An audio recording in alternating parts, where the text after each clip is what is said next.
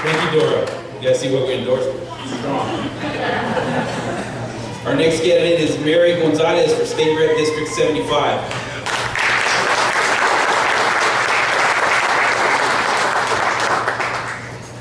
Good afternoon, everyone. My name is Mary Gonzalez. I'm running for State Rep in District 75. So for those of you who don't know where this District 75 is, imagine Zaragoza to Tornillo. So if you live in the Far East Side of El Paso County, raise your hands. I know this whole table does, so you better raise your hands. Wow, half the room lives in my district. Now the other question, raise your hand if you have friends, family, former teachers who live in District 75. Oh, back there, yes, yes. So we all know people who live in this district.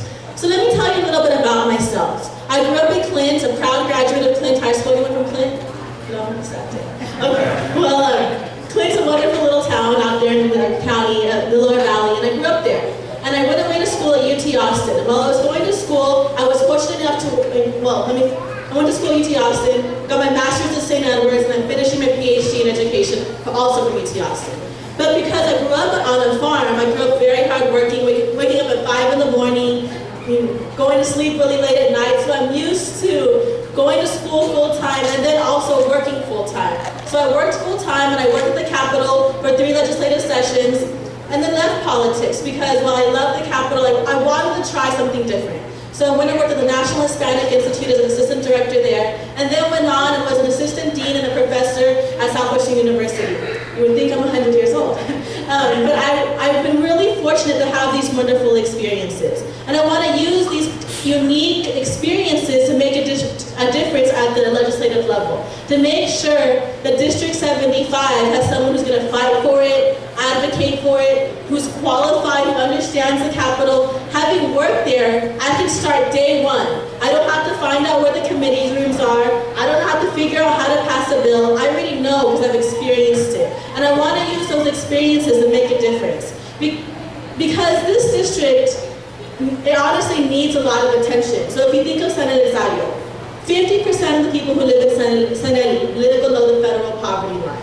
To think that a community in our county is struggling in that way, we need to do something. We have District 75 is wonderful because it has the Far East Side growth of El Paso. It has the suburbs of Horizon, the colonias around, the Horizon Lower Valley area. It has the agricultural community of Socorro, Clint, Vagrants, Tornillo, San Eli. It's a beautiful district, but needs a strong representative. And I'm really excited to be that representative with your help. As Carlos Leon said up here, if all of your families decided to vote, we could really make a difference.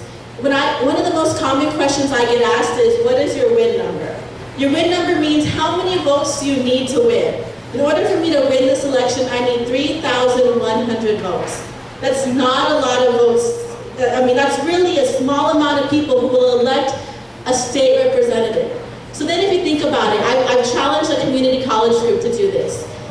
They're a group of 10 students. I said, okay, you go out and you find your 10 friends and ask them to write down their closest 10 friends. And if you have all of you do that, that's 1,000 votes. If you think that I only need 3,100 votes to win, you could change an election. And that's exactly what y'all could do. When Deputy Silva stood up here and said we had power of 7,000 people.